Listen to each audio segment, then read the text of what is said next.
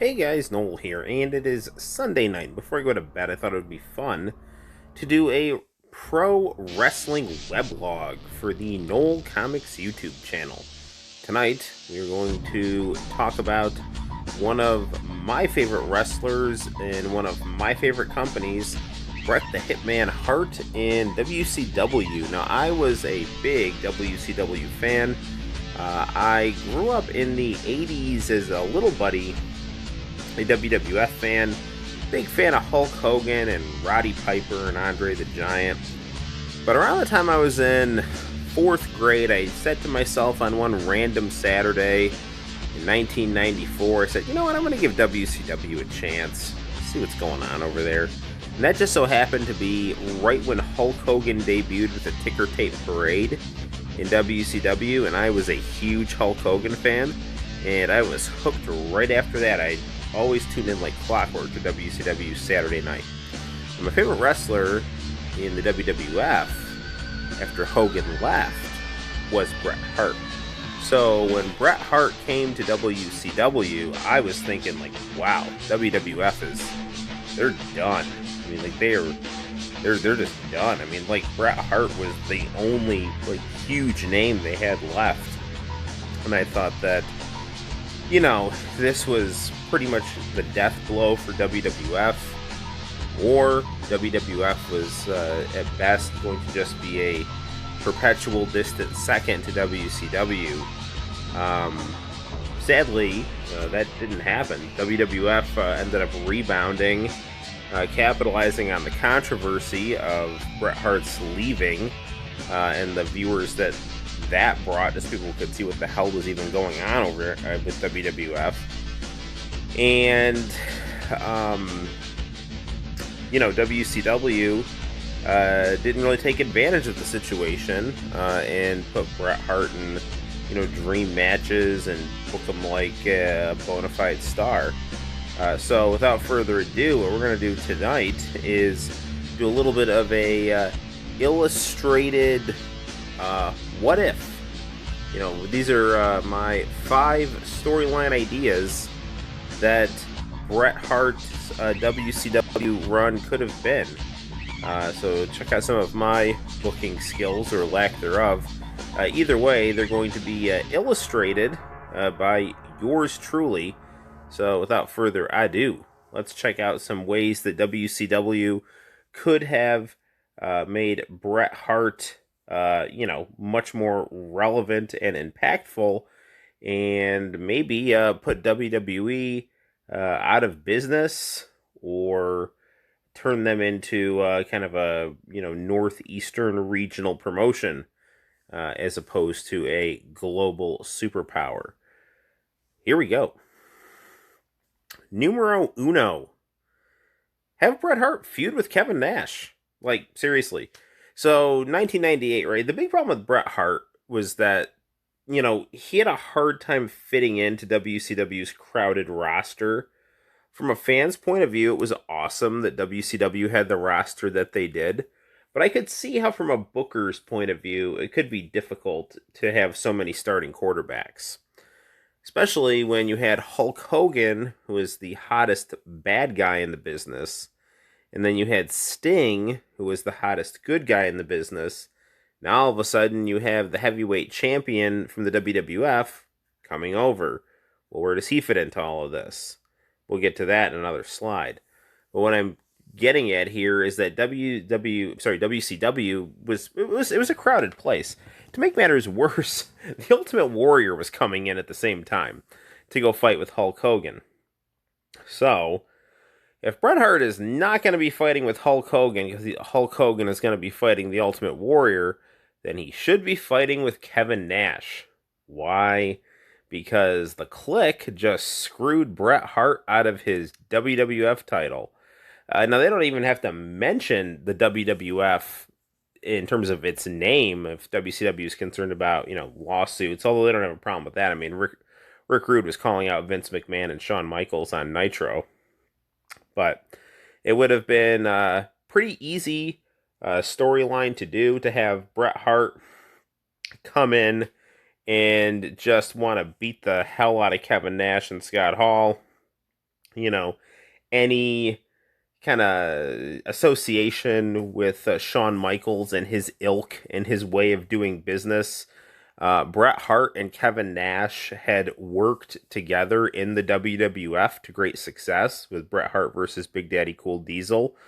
So definitely would have been a good idea if Hogan is fighting Warrior, and then Bret Hart could be fighting Kevin Nash, and he could use Nash's past as Shawn Michaels' bodyguard and best friend as motivation to really just go after him.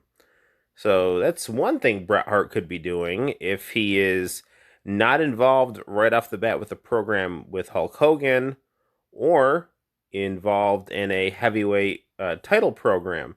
So you might be thinking to yourself, like, hey, Noel, what would Sting do in this situation? Well, what I would do if I was the writer is I would have Lex Luger turn heel and then go after Sting for the belt out of jealousy.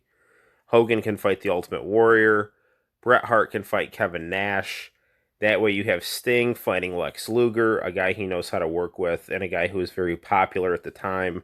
Hogan and Warrior, obviously two legends, and then Bret Hart and Kevin Nash can recapture some of that WWF new generation magic, and at the same time capitalize on the controversy of the Montreal Screwjob.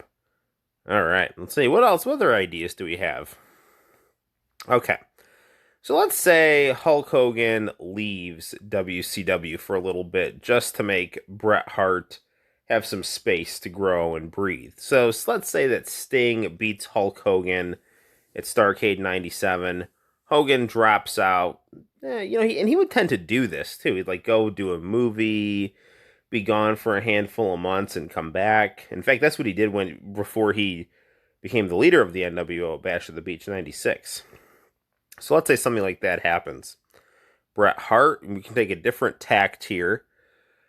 Maybe Bret Hart, being a former WWF guy, ends up taking Hogan's spot as the leader of the NWO. And they would try to do Bret Hart as leader of the NWO in 2000, NWO 2000. What they could have done is a storyline like Chono and Great Muta in the NWO Japan storyline. So Hogan could have come back, found Bret Hart as leader of the NWO, not like the way that Bret Hart was running the NWO, and then go after Bret Hart. That could then lead to a nice program with Hulk Hogan and Bret Hart, which would be a great dream match. And my personal favorite Hulk Hogan matches are his Japanese matches. And whenever Hogan wrestled Bret Hart, at least from the few times that he has done it, from what I've seen, the one that was on Nitro, wrestled Bret Hart just like he wrestled Great Muta. So I actually think that could have been a really nice, interesting match. And then the storyline behind it could have been they were feuding for the leadership of the NWO. They could have also, done the angle where maybe Bret Hart was turning the NWO into kind of a babyface direction, and Hulk Hogan didn't like that. Hulk Hogan was jealous that Bret Hart had his belt and his leadership position in the NWO. I think that could have been a nice, interesting storyline, a way to get Hogan and Hart in a wrestling match. So that's one way WCW could have taken advantage of Bret Hart's presence there. Speaking of pairing Bret Hart with Hogan, what you could have done potentially, and people would have had to put some egos aside, was you could have had Hogan and Hart as tag champs. Let's say that Sting or Bill Goldberg is the heavyweight champion at the time. One thing you could do is pair Hogan and Hart against Hall and Nash. Again, you could have Hogan and Bret ally because of Bret's hatred for the Clique. And Hogan and Nash, going their separate ways with NWO Hollywood versus NWO Wolfpack. You have Hogan and Hart win the tag team belts, be a successful tag team for a while.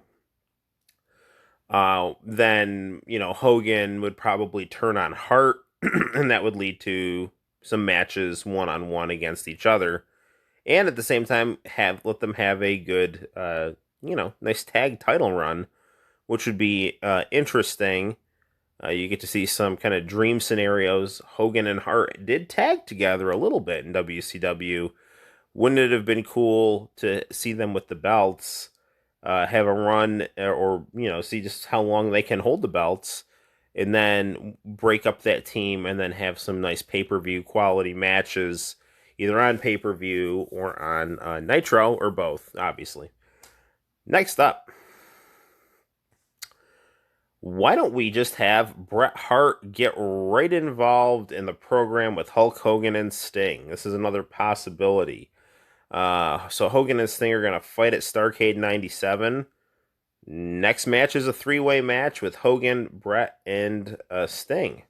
What would the logic in that be? Well, it would be quite simple. Bret Hart can argue that he never lost the WWF title, that he is the legitimate world champion, or a legitimate world champion, that he is the rightful champion of the WWF belt, and that he wants the WCW world title belt, because he holds that in even higher regard than WWF's belt, and he's a world champion, and he's gonna get a world championship belt, and that's what it is. He wants to be recognized officially as world champion again.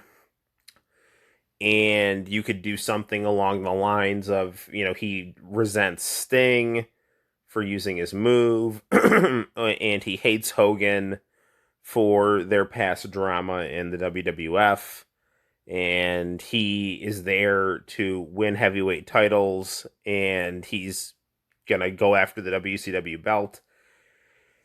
You can say to yourself, well, how can you make this even more exciting? Put the three of them in a cage. Seriously, just put Hogan, Bret, and Sting in a steel cage and let it rip. And the three of them could actually trade the belt around each other, back and forth with each other for a bit too. One thing that always kind of boggled my mind was that, Eric Bischoff at one point was saying on his podcast that he didn't want to put the belt on Sting for a long time because Sting had a lot of personal demons and things like that, alluding to probably he's doing a lot of drugs at the time and had a hard time being reliable. Well, then that is the perfect opportunity to let Sting get his victory over Hogan, phase him out for however long he needs, and then put Bret Hart in the Sting spot to fight with Hogan. That's something you could have also done. But I would say pairing Bret with Hogan and Sting, putting the three of them in a cage together, and then having them all be competing for the belt. Sting, because he's the Dark Avenger of WCW. Hogan, because he's a vain lunatic who's the greatest wrestler ever and is obsessed with holding the heavyweight belt.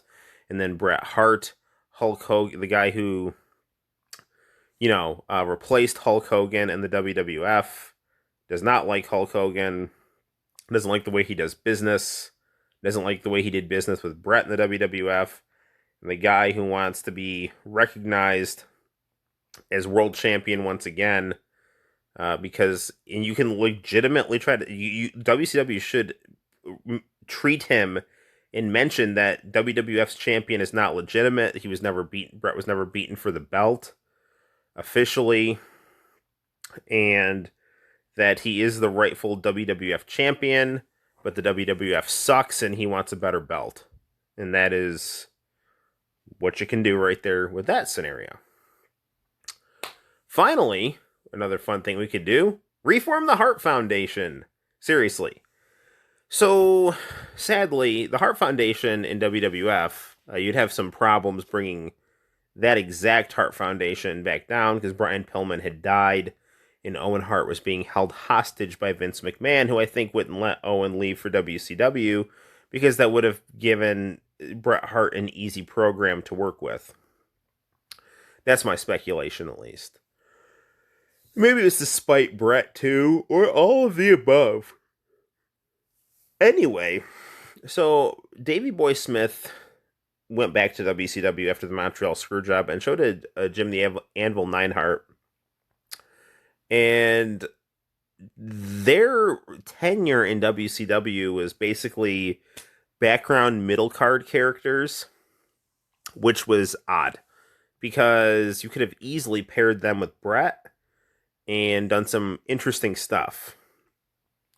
Now you might say to yourself, well, who would replace who would replace Owen Hart and Brian Pillman? I would put Chris Benoit in the Owen Hart spot, and then Chris Jericho in the Brian Pillman spot. They serve kind of similar creative tropes. So Pillman was nuts and funny. Jericho acted insane and funny. Owen Hart, little tough badass. Chris Benoit, little tough badass. And then you've got Bret, Hitman, and Anvil all together just like they were before. And you could have this group feud with the NWO if you wanted to have Bret Hart be a pro WCW guy. That could, they could maybe like phase Sting out for a bit, put Bret Hart front and center, and this is the force that he's using to combat the NWO, the New Hart Foundation. And then even, just have them just feud with just different people, have them be a faction, have them feud with Raven's Flock. I mean, if you're gonna put Bret Hart not in the main event picture right off the bat, give them the Hart Foundation and have them feud with the Flock if they're not gonna feud with the NWO. And it would also, I think, give Benoit and Jericho the rub from being, associated with Bret Hart. So I thought that could have been a definite cool idea. And there you have it, guys. That is my 5 ideas on how WCW could have better booked Bret Hart. Illustrated edition by yours truly.